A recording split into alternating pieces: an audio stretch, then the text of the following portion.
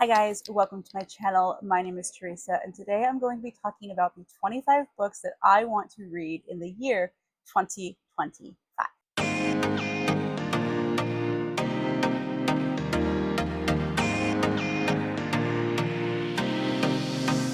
Yes, it is halfway through the year. Actually, it's a little bit over halfway through the year. So I realize that this video is very late in coming, but in my defense, I wasn't able to post videos until June of this year. So we're just gonna go with it. 25 books I want to read in 2025 are consistent of 5 categories of 5. Isn't that just like, it's so great how 25 is divisible into 5? It's so good. So I have 5 categories of 5. We have 5 nonfictions, 5 book of the month books, 5 Christian books, 5 special edition books, and 5 books that have been on this list in the past, so like 20 by 20, 22 by 22, that sort of thing that I never got to. So let's get into it. First off, we have nonfiction. So we have Gone at Midnight, the mysterious death of Eliza Lamb by Jake Anderson. This is a true crime nonfiction about the death of Eliza Lamb. If you are unfamiliar with this case went viral because there was very, very strange security footage regarding Eliza, like right before she disappeared. So she was missing before she was found. Her body was found. And it went viral because of the really, really weird security footage. And people have gone anywhere from self-inflicted, murdered, to paranormal. I mean, there's a million different views and thoughts on this case. To my understanding, this is still unsolved, and this took place in 2013. She was a 21-year-old student from Vancouver, Canada, and this took place at the Cecil Hotel in Los Angeles, which is a very notorious hotel for horrible things happening there.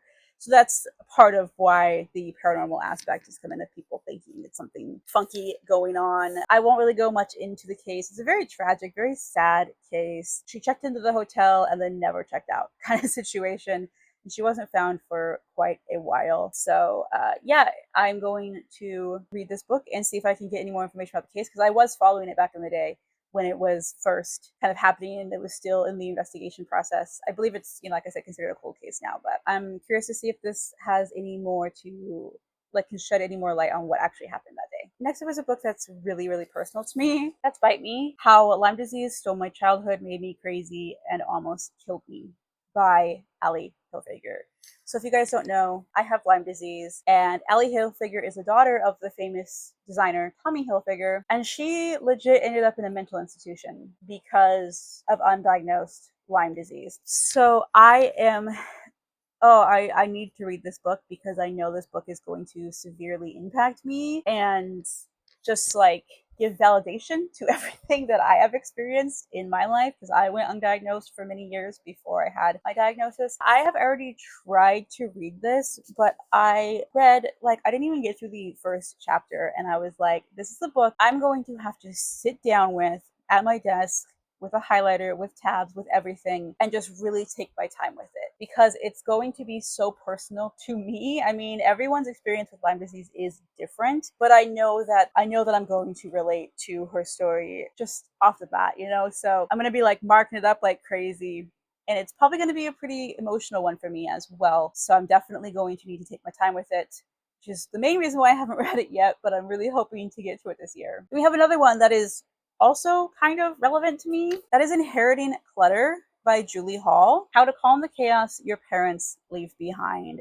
Thankfully, I still have both of my parents, but I have recently lost all of my grandparents, and it's been a struggle with dealing with their stuff. So my mom's parents passed away. The family had to clean out their home, and they weren't hoarders per se, but they were 89 and 90 years old when they passed away. So they had 90 years worth of stuff in their home that had to be gone through. It was a lot of stuff. And I have hoarding on both sides of my family, like legit true mental illness hoarding on both sides of my family. My boyfriend has it in his family. I have tendencies, I definitely could see myself becoming that if I'm not careful. And so I'm really hoping this book will help. It's just basically a step by step of like what to do with all of the stuff.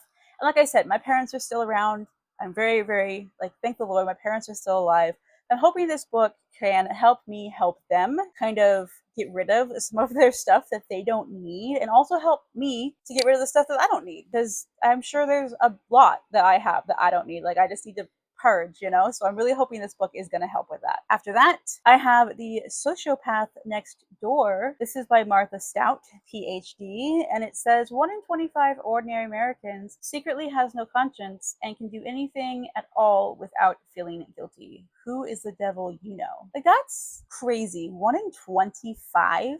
Like, I have more than 25 people in my, like, slightly extended family, like cousins and aunts and uncles and stuff like that. So, like, wild. I have always been fascinated in psychology, especially the more extreme side of things. So think like Criminal Minds, like that type of psychology, like criminal psychology, I guess. Not that every sociopath is a criminal. I don't believe that that's true, that we have, because if 1 in 25 people, they're not all mass murderers, serial killers, that kind of situation. But interesting. It's very interesting. I am very curious to read this and see what she has to say about this topic. This book was released in 2005. It's quite old, so there may be some outdated science and outdated statistics and stuff in here, but I'm still going to read it because it does fascinate me. Okay, and book 5 of the 5 is the 5. I did not do that on purpose, by the way. It just happened. Okay, this is the 5, The Untold Lives of the Women Killed by Jack the Ripper by Haley Rubenhold. Basically, the story of the victims of Jack the Ripper. So instead of focusing on the killer, focusing on the victims, which I think is wonderful. Like I said, I'm really into true crime, but I also believe that it is so important to give victims a voice. My family, unfortunately, has been affected by murder, and so I am very, very much an advocate for giving a voice to the voiceless and the victims, So that's what this is doing. It's telling their stories of who these women were, which, like, I know so much about Jack the Ripper. I couldn't even tell you the names of all 5 of the victims, which is really sad. I'm very excited to read this and learn more about the women and kind of, tell their stories. So I'm very excited for this one. But like I said a million times, I'm sure I'm going to say I'm excited for this. I can't wait to read this soon, blah, blah, blah, blah, for all of these books, which is like why they're on this list. So I'm going to try and stop, but like, forgive me if I keep repeating myself. Next up are 5 books that have been on lists before. So 20 by 20, 22 by 22, you get the gist. First off, we have Mark of the Lion by Susan Aruda. This is not to be confused with Mark of the Lion by Francine Rivers, but this is by Susan Aruda, and this one is a mystery. But like, first off, this cover, I don't know what it is about this. It's so beautiful. Like, I love this cover so much. Also, all of the books in this series have to do, like, the names of the books are African animals. So, like, we have The Serpent's Daughter, and then we have Crocodile's Embrace, I think, and then Mark of the Lion. So, like, oh, I love it. In 1919, when most women only dream of adventure, Jade Doe Cameron lives it. After driving an ambulance along the front lines in the Great War, Jade can fire a rifle with deadly precision. She may look like a pinup, but she's smart and tough and doesn't shy away from a challenge. So when she agrees to fulfill a fighter pilot's dying wish that she investigate the death of his father and track down his half-brother, she sets off for the wilds of colonial Africa, never expecting to become involved in murder. It just sounds really good. I really like this time period, the early 1900s, and I've never read anything set that time in Africa before. So I'm hoping I like this because I would like to have all these books on my shelves because they are so pretty. After that, we have Ruin and Rising. I read the first 2 books in Shadow and Bone series in 2020 back to back, right before the TV show came out. I have a bad habit of never finishing the last book, the last season, the last movie in the series, because A, I don't want the story to end, and B, I'm terrified they're going to destroy it, because some of my all-time favorite shows, the last season destroyed the entire story, okay? Destroyed it. And so I'm terrified. But I just need to read this. I've had this on my list so many times. I need to finish the trilogy. so I can move on and read the rest of the books in the world. Another one that has been on my list for years that I just need to finish, City of Bones by Cassandra Clare. I have read this, I have started this and put it down, and started it and put it down. So I'm about this far into the book. I have the entire series on my shelves and I have not even read book one. So like that, I have a problem. I know. This series is about these demon hunters. They're called shadow hunters. They kill demons and they're keeping like the supernatural creatures, werewolf, vampires, stuff like that in line. Our main character sees a shadow hunter sting, I guess, in progress where they kill a demon. And she's like, oh my gosh, you just murdered somebody? And finds out that she might be a part of, somehow connected to the shadow hunters. Her mother goes missing, and so she's trying to find her. We're also trying to figure out, how can I see you and how can these things, how am I connected to you? So that's a very basic. But I have tried to read this physically. For those of you who don't know, I do have a cognitive disorder. It's kind of undiagnosed, really, where it's very difficult for me to comprehend written word. Like if I listen to it, so I read most of my books on audiobook because for whatever reason, that's just how my brain processes better, and that's how I'm able to comprehend stories. Where if I'm reading it physically with my eyes, it takes me much, much longer, which is, I think, why I haven't continued this, because I'm being stubborn and I want to read this with my eyes, considering I started reading this with my eyes. I really should just pick up the audiobook, but I'm stubborn. I'm just really hoping that by putting it on this list this year, I'll be able to get it read so I can finally move on in the series. Okay, then after that, we have Dune. This is by Frank Herbert, I think. I'm so sorry if I am way off there. I really don't know much about this book other than that it is classic sci-fi and it is like very well loved world. I believe it's deserty, maybe aliens or post-apocalyptic. I'm not exactly sure. Honestly, I've never seen the movies either because I'm like, I'm gonna read the book before I watch the movie, which I tried to, I put this book on my list, I think, when the movie came out, and then I just never read it. So hopefully I can get it this year so I can watch that movie. Okay, and then last up on this specific list is Scythe by Neil Schusterman. This is, of course, a booktube darling. This is a utopian, but maybe dystopian, they just don't know it yet, type of world where no one dies. Death has been eradicated and everyone lives forever, and so the world only has so much space in it. So we have these scythes who are tasked with population control, which that whole thought in general is terrifying, but it follows these characters who are becoming scythes or in training to be scythes or apprentices, something like that. I've heard so many good things about this series. I just want to read it already. Okay, next up, we have Christian fiction. I have actually read 2 books out of this category. Look at me go.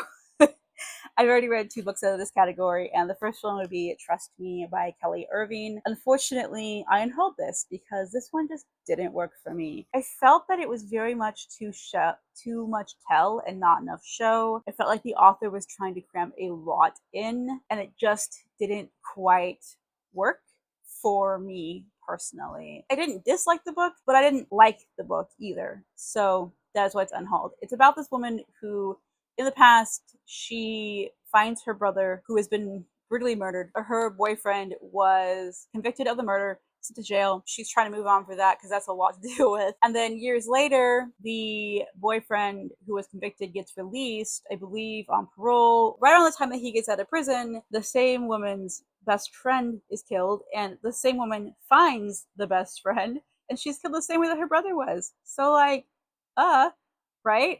So much going on. The boyfriend who was convicted of the murder is trying to now prove his innocence, and he's trying to win back his girlfriend because he still is in love with her, but she believes that he killed her brother and possibly her best friend. So drama ensues from there. Like I said, it didn't really work for me. It's considered a romantic suspense. Romantic suspense is not really my thing, but at least I read it, so there you go. And the other one that I read, I also unhauled, but that's because I gave it to my niece. I did really like this one. It's Whispers Down the Lane by Beverly Lewis. This one is a story about a young girl, like a preteen, who lives next door to an Amish community. So she has Amish friends in the community, and one night, one of her classmates shows up at her door and was like, I need your help. I ran away from home. My stepfather's been abusing me. I need you to hide me, basically, until we can figure out what to do, because her stepfather is a police officer. So, they're like, oh my gosh, we can't tell anybody because they'll send you back. They won't believe you. Da, da, da. So she's able to get the help of the Amish community to hide this young girl and pretend, that she's Amish, all while trying to figure out, like, is this right? Am I doing the right thing by hiding her? Like, I know I shouldn't lie, but like, it kind of tackles those tough subjects. And this is, like I said, it's a Christian fiction, so the Bible is very much involved in this. Both the main character and her Amish friend are both Christians, and then this other girl is not. And so it's kind of, this other girl is also discovery on who God is and reading the Bible and learning about Jesus and all that kind of stuff. So it's a very, very cute story. I gave it a 4-star, but I gave it to my niece. She's like that age group, so I thought she could enjoy it. Then I have a book that is actually on my TBR for this month, which we only have a few days left, so I'm really pushing it here. That is The Screwtape Letters by C.S. Lewis. It's a epistolary novel told as if two demons are writing back and forth to each other, discussing how to deceive mankind. I mean, it's a Christian classic. It's C.S. Lewis. I've never heard a bad thing about this book. I've only ever heard that you should read it. I have tried reading it a few times, but I just haven't been in the right headspace for it. Classics and me really don't get along. I think maybe it's my cognitive thing. I just have a hard time understanding the language used in classics. But I do really, really want to read this book. It's such a staple in the Christian canon. I don't even know if that's what you would call it, but yeah, I really want to read this one, and it's on my list. It's on my TBR for this month, my dress TBR. If you want to watch that, I'll link it up above. So fingers crossed I can still get to this one before the month ends. Then I have a biblical fiction, and this is Michael by Jill Aline Smith. This is basically a retelling or a story of Michael, who was King David's first wife. She's a princess. Her father was Saul, who was a king who was like David, like he hated David, thought David was like his arch enemy. But she, of course, falls in love with David, and stuff pursues from there. There's not a whole lot known about her in the Bible, so I'm curious to see how this author takes her story and develops it. And the last one in the Christian fiction category is another one that I think is going to have a pretty large impact on me. That's Over the Edge by Brandon Collins. This is a Christian thriller about Lyme disease, you guys. Like, look, there's a freaking tick, and then there's all these like ticks. Ugh, grosses me out. This one follows a woman who is married to a doctor in the CDC, the infectious disease specialist peoples, whatever you want to call them. And he is one of the people in charge of the Lyme disease debate, whether or not chronic Lyme disease exists or not, how to cure it, how to test for it, all of these things. We don't know. The government basically says, no, chronic Lyme disease doesn't exist. Here, just take these antibiotics for like 3 weeks and you'll be cured forever. Let's just say there are millions of us living with it that can tell you that that is incorrect. So anyways, this story is about the wife of the doctor who is in charge of this, and a man, I believe it's his daughter or someone, has Lyme disease or passed away from Lyme disease or something like that. And so he decides to get revenge and prove that chronic Lyme exists by infecting this man's wife. So he's like, ha, now you can see what your wife deals with, so you can know for sure how debilitating this disease is. What he doesn't know is this man and his wife are on the verge of a divorce. So there's going to be a lot of drama. I have already read the first 2 or 3 chapters, and this is another one that I had to stop reading because I was reading it in the car. I was so heated. You guys, because I'm like, it's so much my reality, and I'm like, I'm gonna have to mark this up like crazy, tab it like crazy, do all of the things. So I had to stop reading it in the car. So I'm hoping to get to this at some point this year and be able to sit down and really devour it the way that it needs to be, because I know it's going to infuriate me, but I think in the best way. You know what I mean? The best way. Let's continue on with our next category, which is special editions. And I have already read a book out of this category as well. The book I read was What the River Knows by Isabel Ibanez. You can see that this is a absolutely stunning edition of the book. This is a historical fiction mystery with some fantasy, like magical realism type stuff in it, about a girl whose parents go missing and are presumed dead in the Egyptian desert. They were archaeologists. carry everything under the dust jacket. This is 19th century. She's from Buenos Aires, and she goes to Egypt to try and figure out what happened to her parents. It is kind of comped as The Mummy meets Death on the Nile. I will say I can definitely see those comparisons, but I feel like the pacing is definitely more Death on the Nile than The Mummy. It was not super adventurous. It was very slow pacing, but it wasn't bad. I gave this a 4-star. I did enjoy it, and it left on a huge cliffhanger. So now I have to pick up the second book in the series, but at least I got book 1 done and another one off my list. Next up is Silver in the Bone by Alexandra Barakan. This is another absolutely stunning edition. I think that one was Owl Crate. This one is Fairy Loot. So here is the naked hardback.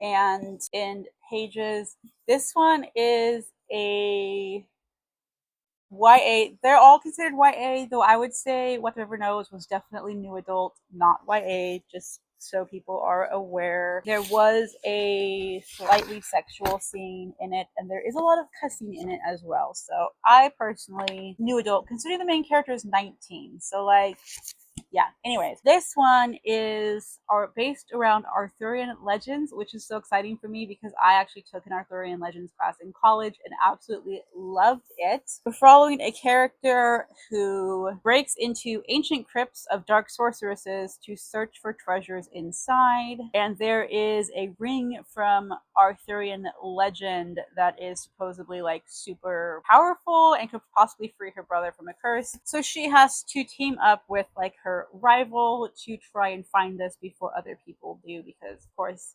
everyone wants this ring, and I'm sure it's going to be a rivals to lovers type of story. What the River Knows was also rivals to lovers. Not my favorite thing in the entire world, but it is what it is. And they have another one that I think is also rivals to lovers, which is so funny. I did not do this on purpose. That is Divine Rivals by Rebecca Ross. This is again the Owl Crate edition. Absolutely stunning. And then the in pages are the same on both sides. So this one is about, like, I think it's supposed to be World War One, World War Two type of era, but in like a magical sense, where basically think of the war, but instead of countries going to war, it's gods going to war.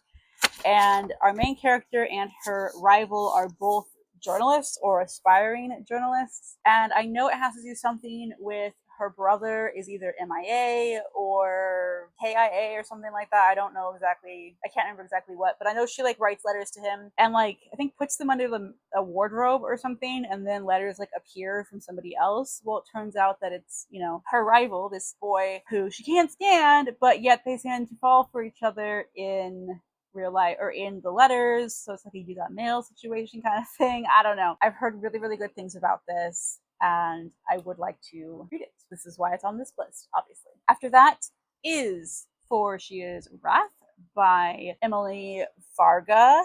This is an Arabian inspired, gender swapped retelling of The Count of Monte Cristo, which The Count of Monte Cristo is one of my favorite stories as far as movies go. I've never read the book.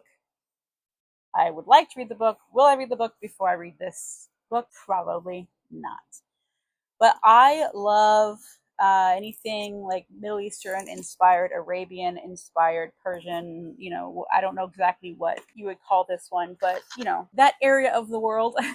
I love that kind of thing. So this is a girl instead of a guy who is betrayed by the man she loves and sent to prison. And the entire time she's in prison, she is plotting on how to take her revenge. But when she gets out or she escapes or whatever, she realizes she still might have feelings for said man, or boy, or whatever, which obviously complicates things. So yeah. But like I said, all I needed to know was Middle Eastern inspired Count of Monte Cristo gender swap. I'm like, yes, please, give it to me. The last one in the special editions category is Muse of Nightmares by Lonnie Taylor. Oh my goodness, you guys. I read Strange the Dreamer a few years ago and absolutely adored it. Like that ending, if you know, you know that ending was so horrible. And I just wanted to continue it right away. And of course, like I do, I never did. And the end papers are the same on both sides. Yeah, I never finished it. And like, why? I can't tell you. But I love it so much. And I really like Lonnie Taylor's writing. She's definitely more lyrical, more purple prose as far as her writing is concerned. But I just really, really enjoy her stuff. So I need to read this book because I need to know what happens to our characters. The first book of the duology is Strange Dreamer. It is about a man named Laszlo Strange who is an orphan, and he believes in this magical city called Weep. It's not actually called Weep, but no one can remember its actual name. But most people are like, yeah, that doesn't exist. It's just made up, whatever, you are in Fantasyland. You know, as he gets older, he ends up going to apprentice at the archives, library, something. I don't know exactly what it is, but it's like some kind of like archival situation. While he is there, a man, like a warrior, shows up from this supposed made up land and is like, hey, yeah, guess what, guys? We're actually real and we need your help to defeat these monsters that have overtaken our country. And so Laszlo, of course, goes with them, and we are following his story as well as the said monster's story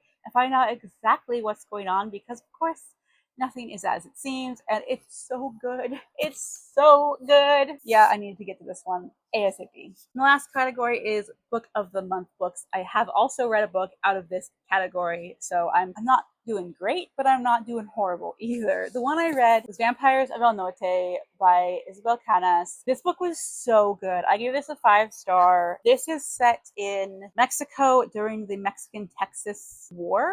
Mexican-US war. I'm not exactly sure. It's like when, like, remember the Alamo kind of situation? That's when this timeline is set. So we're following our main character, who is the daughter of a ranchero, who is a big-time ranch owner. And we're also following the son of a ranch hand who works for her father. When they were children, they were planning on running away together, getting, like, you know, run away to get married kind of situation. But a tragedy happened, and so she thinks that he abandoned her, but he thinks she died. So years later, they come together again. They're like united, and they have to deal with all that trauma of, like, he thought that she was dead all this time, and she thought he abandoned him. And so there's obviously stuff, you know, a lot of emotions happening there. And also, if that's not enough, y'all, there's vampires. There are vampires. But I will say that I loved how she did vampires in this book. Completely different than anything I've ever seen before. Not your typical vampire. I'm not going to say more because you just need to read this and find out. But I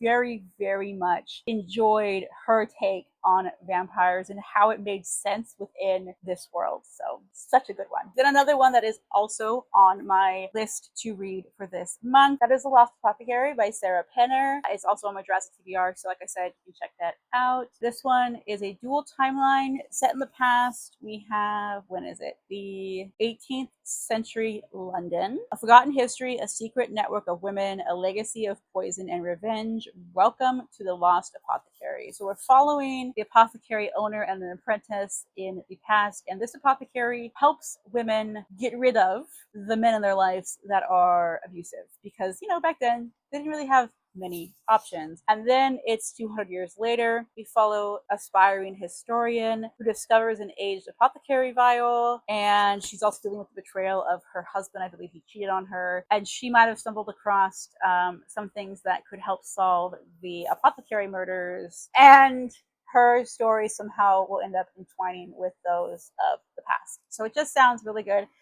I really love this cover. I think it's beautiful, and I'm very excited to get to this one again, like I said, which is why it's on this list. Okay, let's move on. We are down to our last 3 books for the video. So next up in Book of the Month is Kekai by Vishani Patel. Apologies if I'm pronouncing that incorrectly. This is Indian or Hindu religion, like a Hindu god. It's a retelling of a Hindu god. I believe in Hinduism, this god is evil, but this is like the origin story, or the why this god did what she did. She's a mother, she's a protector, why she is now deemed as evil. It's kind of a retelling of her story. It's a big, big book, but I've heard great things about this one as well. Then we have Havenfall by Sarah Holland. This is actually the oldest Book of the Month book I have on my shelves. I got this in March of 2020. This takes place in the mountains of Colorado, and it is a magical inn where it's a safe haven between 4 realms and the girl sworn to protect it at any costs. So our main character, her uncle is the innkeeper, and she spends her summer at the inn helping protect it, helping keep the peace between the realms, and her whole goal in life is to become the next innkeeper.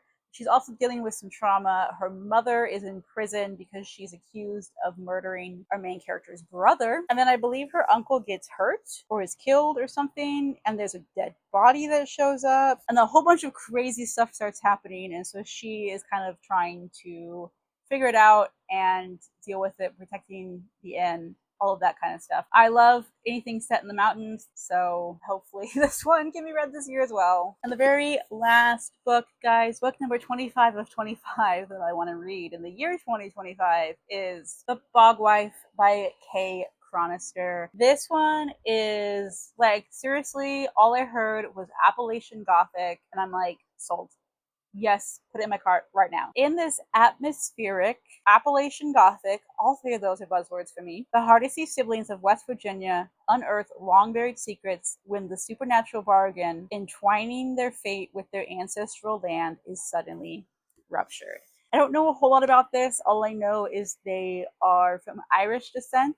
I am also from Irish descent, so that's like super exciting for me. And I believe that they have to make a sacrifice to the bog, and in return, the bog produces them a wife and a mother. I don't really know much more about that. I don't want to read more. I just kind of want to go into this blind because it sounds so good. I mean, it's an atmospheric Appalachian Gothic, like for real. I really hope this pulls through because I will be so sad if it doesn't.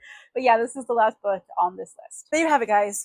All of the books. All the 25 books that I want to read in 2025. So I've already read 4 of them, which means I have 21 more to go. And we are already past the halfway point of the year. So I gotta get a move on and get these books read if I want to complete this list. Thank you so much for watching, you guys. It really means so much to me. I hope you enjoyed this video. Let me know if you have read any of these books. If you want to leave an emoji, like just let me know you are here. Leave a green emoji for The Bogwife, because this is probably one of my most anticipated that I haven't read yet, and it's got a lot of green on the cover. So go ahead and leave any kind of green emoji down in the comments below. If you want to just let me know that you were here and you made it to the end of the video, I would greatly appreciate it. Again, you guys, thank you so much for watching. Make sure to give my video a thumbs up if you liked it, and subscribe if you want to see more videos by me. I appreciate each and every one of you. Thank you so much for watching, and I hope to see you in my next video. Bye, guys.